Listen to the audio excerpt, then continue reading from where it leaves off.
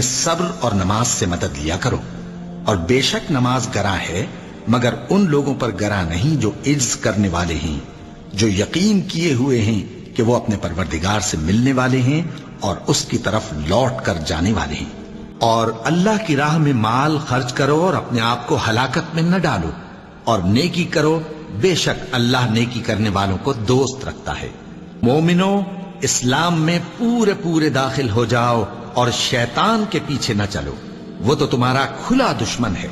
फिर अगर तुम अहकाम रोशन पहुंच जाने के बाद लड़खड़ा जाओ तो जान रखो कि अल्लाह गालिब है, हिकमत वाला है। क्या तुम ये ख्याल करते हो कि यूं ही बहिश्त में दाखिल हो जाओगे और अभी तुमको पहले लोगों की सी मुश्किलें तो पेश आई ही नहीं। उनको बड़ी बड़ी सख्तियां और तकलीफें पहुंची और वो सऊबतों में हिला हिला दिए गए, यहां तक कि पैगंबर और मोमिन लोग जो उनके साथ